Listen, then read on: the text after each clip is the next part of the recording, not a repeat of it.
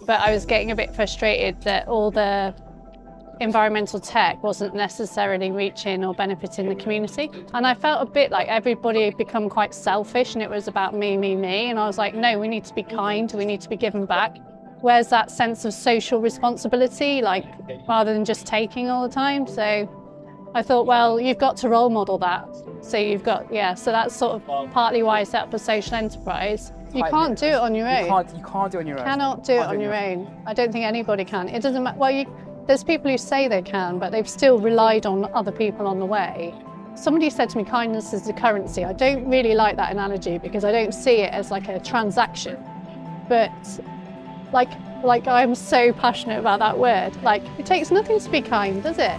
To be polite, to be kind, to have good manners, to take that minute with somebody can mean the world. And we've still got quite a long way to go, but we've worked really hard to seed the ground.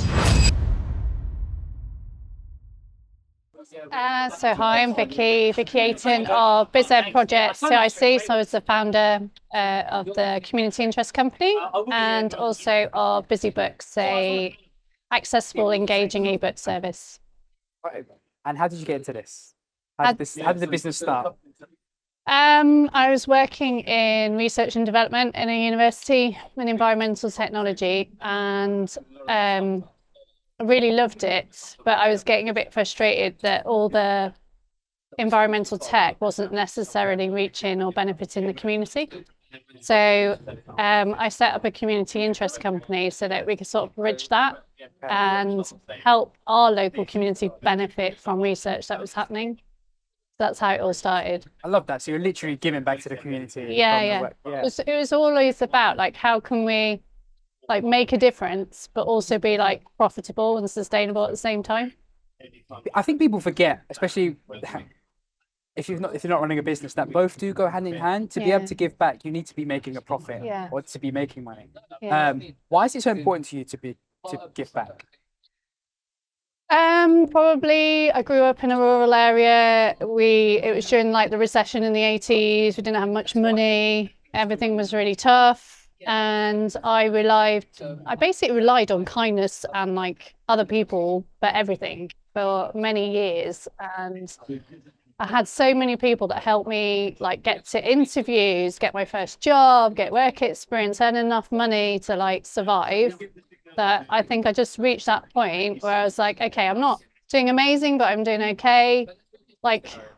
And I felt a bit like everybody had become quite selfish and it was about me, me, me. And I was like, no, we need to be kind, we need to be giving back. Where's that sense of social responsibility, like rather than just taking all the time? So I thought, well, you've got to role model that. So you've got, so that's sort of partly why I set up a social enterprise.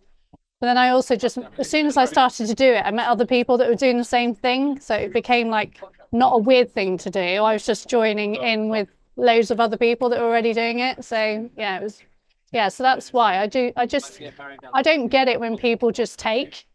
I don't understand how they feel it's okay to just keep taking. Like, when do we start to give back? That's really interesting. I don't know if Kev mentioned as well that we had a non-profit offering as well, because we wanted to. It was a massively discounted rate for us to be able to give back as well, so we believe in giving back too. So I love that you're doing that. Because I think I was really good at helping profit-making businesses. And then I thought, hang on, like it's just the same skills but applied to a different sector. And then you can help more people. Exactly. So so I think I'm not alone in that. There's loads of people that do that. But I love that. What drives you then? What gets you up in the morning? Oh, what drives me? I think there's many things that drive me. I'm not straightforward, but I enjoy working. I love what I do. Number one, I love what we do. I have a foot in like research and development, sitting researching documents and doing that side. But then the other half of the week is working with the community as well. So I get to see that translation. So we do digital inclusion. We have a community manager, we have a space, we do climate education workshops, we do stuff for small businesses, we do mentoring networks. So I get to see I get to interact with our impact, and I hear from the people that are benefiting, and they tell me this is amazing, it's brilliant what you've done. I think a lot of people couldn't understand why we did it where we did it. We could have gone somewhere easier to do it. But I was like, we've set up in Whitchurch in Shropshire. It's quite it's a small market town. There's nothing there for young people. There's nothing there for business. It's just a void. And I said to my co-director, Laura, like, we could do it in Shrewsbury. There's a lot going on. There's a bit of a buzz. But can we do it here? There's nothing. This is like a really hard place to do it. There's no infrastructure. And if we can do this here and we can do it well, it will make a big difference. So it was always about, like, this is going to make a difference. This is going to make an impact for these people rather than doing it like the easy way. Do you know what I mean? Yeah. If we're going to do it and I'm going to go all in and I'm going to give up my job, change career, put all my own money into it, which is what we've done, let's do it somewhere where it's going to make a big difference. So that keeps me going. And, you know, we get a lot of walk-ins. We get people coming in every day saying, can you help with this? And generally, like, most of the time we can help. And I guess that sort of reinforces that you're doing the right thing, even when sometimes it's really, really hard. What are some of the biggest challenges that you're facing currently? Growing is big because we've taken on more people, so we're having to, like, you get a lag, don't you? You don't have enough resources to deliver what you've got in your pipeline. Then you recruit people, and then you've got to train them, get them confident, and then you win more work, and then you've got to recruit again. So that takes a lot of time. And then finance, like, we've done everything through traded income. We've never really had community grants before. Now we're just starting to bid for community grants and get a bit of community funding in as well. So it's like juggling all that growth, like managing the financial side of it. At the same time, trying to ensure that we're all keeping up to date. Our CPD is good, that we're staying ahead. So yeah, just like every small business, people, money, because without your people, you've got no business. So the big one, the other challenge is really massive. Has been space, like affording space to run community stuff and that. That's been a real challenge, just getting a landlord that would be open-minded. Like, we've got like a good track record of paying rent, but we also do community stuff. So it's trying to find a landlord that was open to a social enterprise as opposed to like a traditional business, I guess. Because especially, I think, being rural, there's still, like, a lot of people don't know what a social enterprise is. They seriously have never heard of a community interest company. So there's a lot of explaining engagement to do with people. It's still really new. And then you go into the cities and there's like, it's really well established.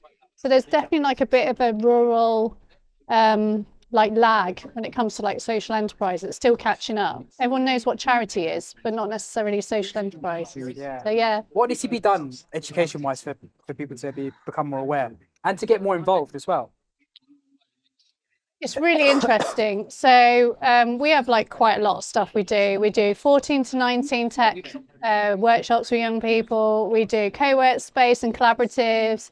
We do training, digital, and all of that. We do loads of stuff, but we're always looking for collaborators, and they're the people that help us unlock it. So if we spot a market opportunity, like a group that really needs help or a business or something else, we'll quite often say, this is fantastic, but we can't do this on our own. And then we'll go and reach out and we'll find a partner that can help.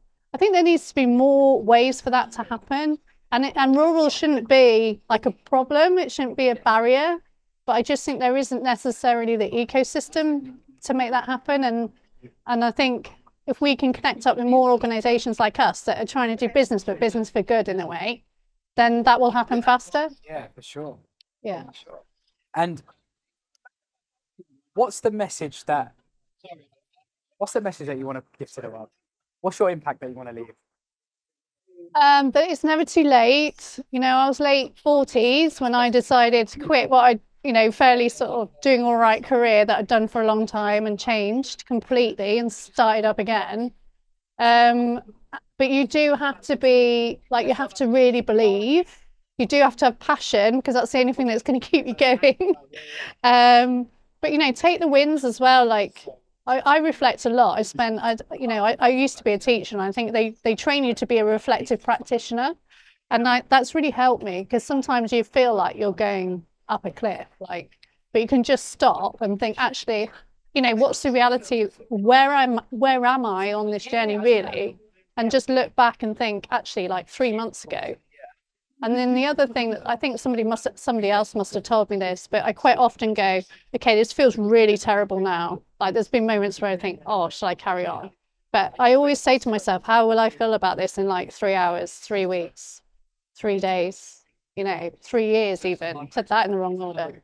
But it's really helpful to try and keep perspective, isn't it? And just step away from it all and go, actually, it feels like really critical now, but it won't feel like that in 3 days. I'll be like, oh, actually, it was just a big hiccup. Yeah, but we all mess up, we all fail.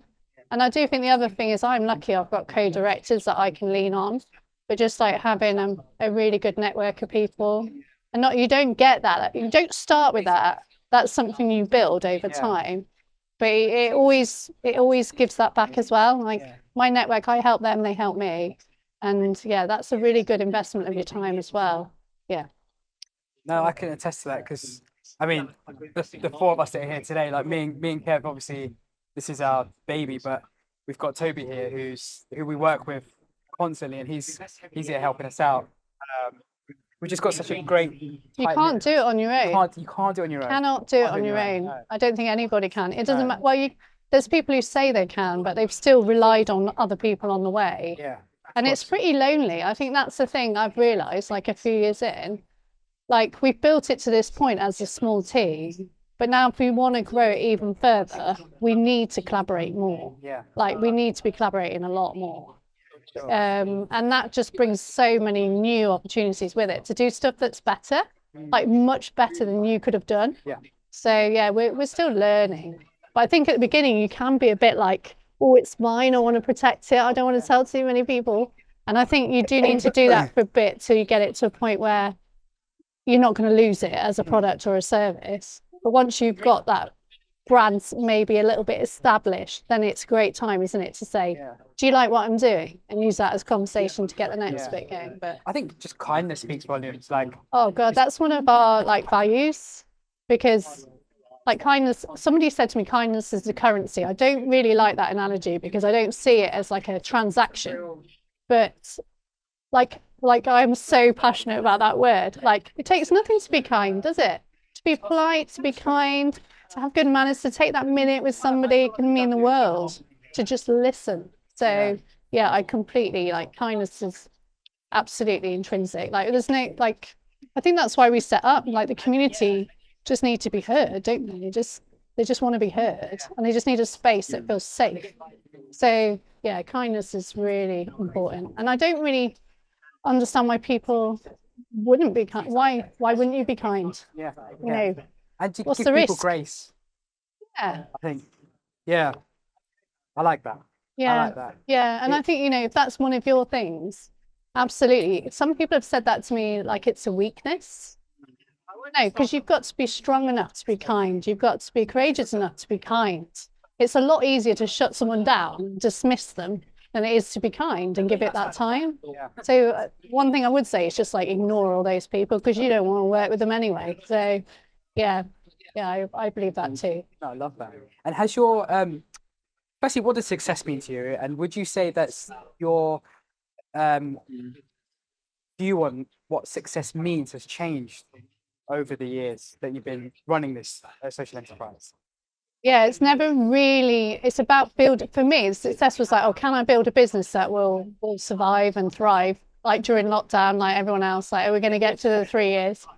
But it was about more than that. It was about building a team, about developing skills we didn't have before, about building a product that would sell.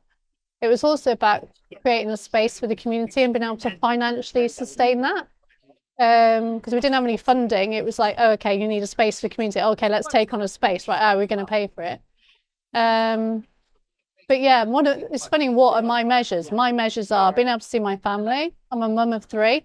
So being able to do the school run and go to their things and still earn money. Do something I love, that I'm really passionate about. I just think climate change is here. Anyone who's ignoring climate change, if you haven't got a climate change lens on your work, then you're very short term. So that was really passionate for me. Is anyone using our stuff? Is anyone interested in our stuff? Yes. Okay, great. So the engagement's there. And then I've got stupid measures, can I cycle to work now? Yes, brilliant. Okay, a bit healthier. You know, are we empowering people and are we employing people that need support? Yes, we are. So I think, yes, we're hitting those success factors. I think, you know, we've still got quite a long way to go, but we've worked really hard to seed the ground. So now we're like, success for me was also about having diverse income streams and not relying on grants. Because I didn't want to be a social enterprise that relied on grants and then grant goes and you close. I was terrified of that. So we've got a diverse income stream and now we're topping up the grants, which means if we don't get the grant tomorrow, it's still open. Because one of the big things we came across with community was they were like, oh, how long have you been open? And you'd be like, oh, 6 months, a year. Oh, when are you going to close? Like, what? Yeah. Like the first time I heard it, I was like really surprised. But then they were like, no, everything closes here. Like the grant goes and then it closes again. So there's like that distrust that you're actually going to stick it out. So so that's like reinforced that belief that we've got a trade to keep everything open and the grants are nice to have. But yeah, so. Amazing. Vicki, thank you so much Oh, for your time. I'm sorry, I know you got to crack on. No, thank you. Very quick.